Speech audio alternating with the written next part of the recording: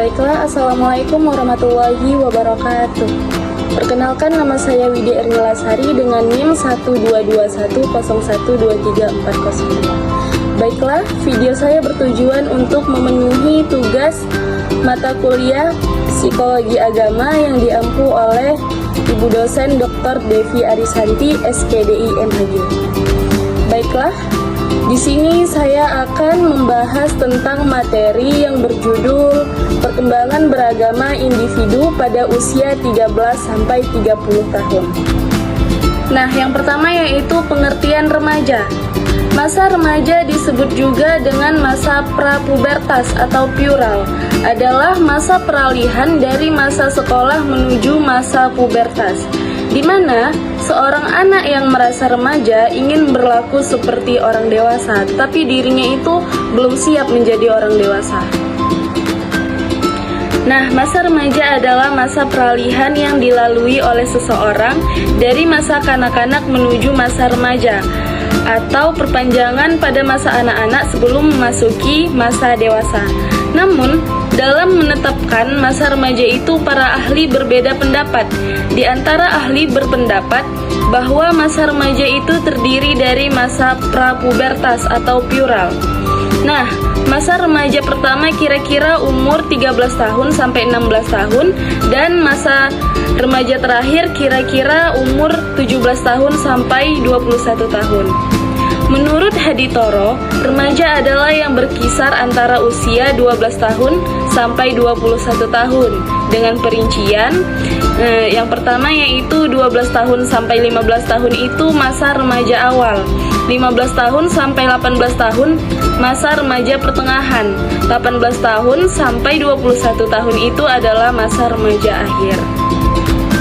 Nah, selanjutnya yaitu perkembangan jiwa agama pada usia 13 sampai 30 tahun itu ada 3. Yang pertama yaitu masa remaja awal, usia 13 tahun sampai 15 tahun. Pada masa ini terjadi perubahan jasmani yang cepat, sehingga memungkinkan terjadinya kegoncangan emosi, kecemasan, dan kekhawatiran. Bahkan, kepercayaan agama yang telah tumbuh pada umur sebelumnya mungkin pula mengalami kegoncangan.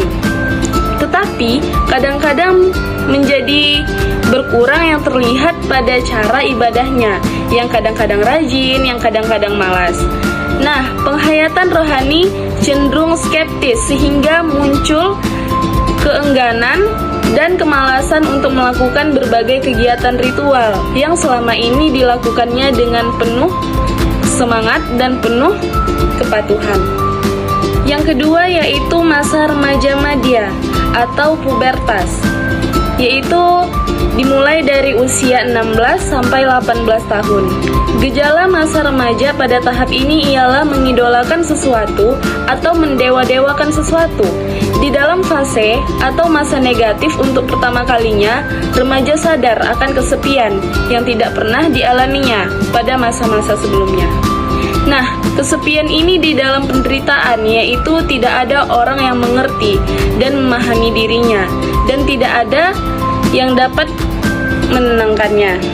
Pada masa ini, remaja mengalami kegoncangan batin sebab ia tidak mau lagi menggunakan sikap dan pedoman hidup kanak-kanaknya, tetapi belum mempunyai pedoman hidup yang baru. Nah, yang ketiga yaitu masa remaja akhir, yang terjadi pada usia 19 tahun sampai 21 tahun. Masa remaja akhir dapat dikatakan bahwa anak pada waktu itu dari segi jasmani dan kecerdasan telah mendekati kesempurnaan, dan penggunaannya yang harus kita perhatikan atau yang harus kita pantau. Akibat pertumbuhan dan perkembangan jasmani serta kecerdasan yang telah mendekati sempurna, atau dalam istilah agama mungkin dapat dikatakan telah mencapai tingkat balik atau tingkat berakal, maka remaja itu merasa bahwa dirinya telah dewasa dan dapat berpikir logis. Remaja saat itu sedang berusaha untuk mencapai peningkatan dan kesempurnaan pada pribadinya, maka mereka juga ingin mengembangkan agama, mengikuti perkembangan dan alur jiwanya yang sedang bertumbuh pesat pada saat itu. Nah, selanjutnya yaitu sikap beragama masa remaja atau al-murahikoh. Perasaan remaja dalam beragama itu khususnya terhadap Tuhan tidaklah tetap. Kadang-kadang ia sangat cinta dengan Tuhannya dan kadang-kadang ia percaya kepada Tuhannya. Tapi sering pula berubah menjadi acuh tak acuh, bahkan menentang Tuhan. Motivasi beragama dalam diri remaja adalah bermacam-macam atau bervariasi dan banyak yang bersifat personal. Ada kalanya didorong oleh kebutuhan akan Tuhan sebagai pengendali emosional, ada kalanya karena takut akan perasaan bersalah dan pengaruh dari teman-teman di mana ia berkelompok. Dia itu ingin dipandang hebat oleh teman-temannya. Nah, selanjutnya yaitu terdapat 4 sikap beragama yang dialami remaja, yaitu yang pertama, percaya ikut-ikutan. Percaya ikut-ikutan ini dihasilkan oleh didikan agama yang didapat dari keluarganya, dari orang tuanya, ataupun dari lingkungannya. Yang kedua yaitu percaya dengan kesadaran. Kesadaran agama atau semangat agama pada masa remaja mulai meninjau dan meneliti kembali cara beragama pada waktu masa kecil. Yang ketiga yaitu kebimbangan agama. Kebimbangan remaja terhadap agama itu tidak sama, namun mereka memiliki cara yang bervariasi atau cara yang berbeda-beda antara satu dengan yang lainnya, sesuai dengan kepribadiannya masing-masing. Nah, yang keempat yaitu tidak percaya. Salah satu perkembangan yang mungkin terjadi pada masa remaja itu adalah mengingkari adanya wujud Tuhan sama sekali dan mengganti dengan keyakinan lain, atau mereka ini bisa berpindah agama dengan pemahamannya itu. Nah, yang terakhir yaitu faktor-faktor yang mempengaruhi jiwa agama pada masa remaja. Jadi faktornya itu terbagi menjadi 2. Yang pertama yaitu faktor keturunan dan yang kedua faktor lingkungan. Yang pertama, faktor keturunan.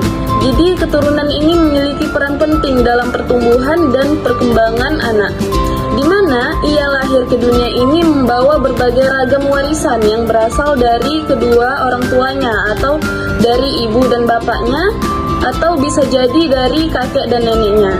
Yang kedua yaitu faktor lingkungan.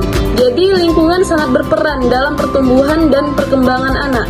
Lingkungan itu adalah keluarga yang mengasuh dan membesarkan anak, sekolah tempat mendidik, masyarakat tempat anak bergaul, dan juga tempat bermain sehari-hari, dan keadaan alam sekitar dengan iklimnya, atau flora dan faunanya. Baiklah, cukup sekian materi yang dapat saya sampaikan. Apabila ada kesalahan, saya mohon maaf. Saya tutup dengan wassalamualaikum warahmatullahi wabarakatuh.